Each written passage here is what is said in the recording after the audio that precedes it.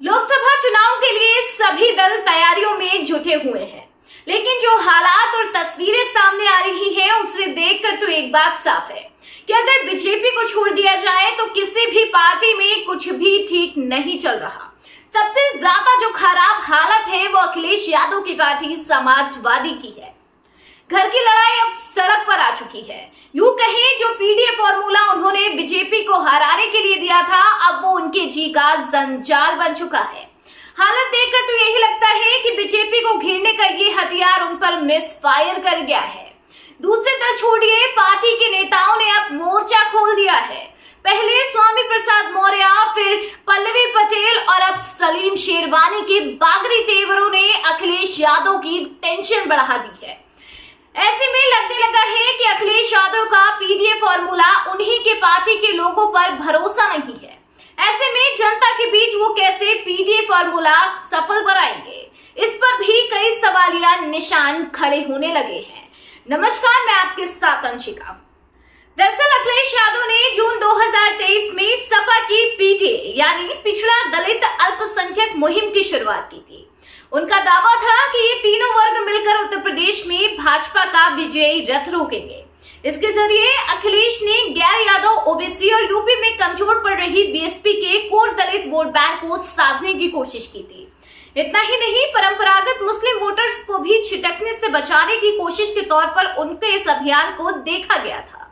लेकिन बीजेपी के लिए उनका ये प्लान एक्टिव हो पाता उससे पहले ही सपा में पीडीए को लेकर दो फाड़ हो गई है। दरअसल पीडीए पर सबसे पहला जो एक तरह से देखा जाए तंज था, वो स्वामी प्रसाद मौर्य ने किया। मौर्य पार्टी के दलित और आदिवासी मोर्चे को संभाल रहे थे। उन्होंने इसके लिए तमाम ऐसे बयान दिए जिससे यूपी ही नहीं देश भर में विवाद खड़ा हो गया। सपा भी इन बयानों से असहज हुई और उसे मौर्य के बयान को निजी कहकर अपना पल्ला झाड़ना पड़ा। यहाँ तक पार्टी के नेताओं ने स्वामी प्रसाद पर भी हमला बोला। बयानों पर पार्टी का साथ न मिलने से स्वामी प्रसाद मौर्य नाराज हुए, लेकिन उन्होंने पार्टी नहीं छोड़ी। लेकिन अखिलेश यादव का दिया हुआ महासचिव का पद जरूर छोड़ दिया। उन्होंने कहा कि जब अन्य महासचिव के बयानों को उनके निजी बयान नहीं माने जाते हैं, तो उनके बयान के साथ पार्टी भेदभाव क्यों कर रही है। दावा किया जाता है कि उनके इन्हीं कथित विवादी बयानों की वजह से दलित और आदिवासियों में सपा को लेकर विश्वास बढ़ा है। मौर्य के बागी तेवरों ने अखिलेश यादव पर सवाल खड़े करने शुरू कर दिए। स्वामी प्रसाद यही नहीं रुके। सूत्रों के हवाले से बड़ी खबर आ रही है कि स्वामी प्रसाद सपा को एक और झटका देने के मूड में हैं। वे सपा से अलग होकर खुद की पार्टी बना सकते हैं। सूत्रों की माने तो 22 फरवरी को स्वामी प्रसाद मौर्य अपनी नई पार्टी का भी ऐलान कर सकते हैं। स्वामी प्रसाद के बाद सपा को दूसरा झटका तब लगा जब सलीम शेरवानी ने भी सपा के महासचिव पद से इस्तीफा दे दिया। उन्होंने भी पार्टी नहीं छोड़ी है। शेरवानी ने मौर्य की तरह अखिलेश यादव को चिट्ठी लिखकर ही पद से इस्तीफा दिया है। उन्होंने मुस्लिम वोटर्स को लेकर अखिलेश यादव की नजरअंदाजी पर सवाल खड़ा किया। हाल ही में सपा की ओर से घोषित किए गए राज्यसभा के उम्मीदवारों पर उनकी नाराजगी थी। उन्होंने अखिलेश की मंशा पर ये कहकर सवाल उठा दिया कि उनका नाम ना सही, लेकिन मुस्लिमों पे भरोसा जगाने और बढ़ाने के लिए अखिलेश यादव को कम से कम एक मुस्लिम उम्मीदवार को राज्यसभा जरूर भेजना चाहिए था। उन्होंने ये तक कह दिया कि इस रवैये से अखिलेश की सपा और भाजपा में क्या अंतर रह जाता है। दूसरी ओर अपना दल कमीनावादी की पल्लवी पटेल के तेवर भी बागी हो गए हैं। उनकी पार्टी अपना दल की सपा के साथ साझेदारी है। दोनों में लोकसभा चुनाव की सीटें बंटवारे को लेकर खींचतान चल रही है। सपा अपना दल को मिर्जापुर समेत 2 सीटें देने पर राजी है। वहीं पल्लवी अपनी पार्टी के लिए एक और सीट चाहती हैं। पल्लवी वाराणसी में राहुल गांधी की भारत जोड़ो यात्रा में भी शामिल हुई थी, जबकि अखिलेश यादव इस यात्रा में अमेठी और रायबरेली में राहुल गांधी के साथ दिखाई देंगे।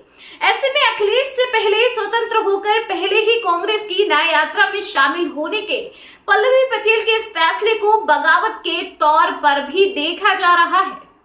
अखिलेश यादव के लिए लोकसभा चुनाव तो छोड़िए, अभी राज्यसभा चुनाव भी सिरदर्द बना हुआ है। उत्तर प्रदेश में 10 राज्यसभा सीटों के चुनाव होने हैं। इनमें से 3 सीटों पर सपा की जीत बिल्कुल तय मानी जा रही है। इन 3 सीटों के लिए अखिलेश यादव ने जया बच्चन, आलोक रंजन और रामजीत सुमन को प्रत्याशी बनाया है। इसे लेकर ही पार्टी और गठबंधन में घमासान मचा है। सलीम शेरवानी खुद राज्यसभा जाने की तैयारी कर रहे थे, वहीं पल्लवी पटेल अपनी मां कृष्णा पटेल के लिए टिकट चाहती हैं।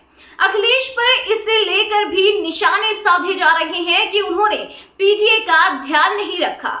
दरअसल आलोक रंजन और जया बच्चन को राज्यसभा भेजने पर पल्लवी पटेल आग बबूला हो गई थी। उन्होंने ऐलान किया था कि वे सपा उम्मीदवारों को वोट नहीं देंगी और पूछा था कि ये लोग कहां से पीटीए में आते हैं। कुल मिलाकर पल्लवी पटेल ने भी अखिलेश यादव के पीटीए की अपेक्षा को लेकर गुस्सा जाहिर किया है, जो धीरे धीरे अब बाहर आ रहा है और गठबंधन में एक और बड़ी टूट की भूमिका भी रच रहा है।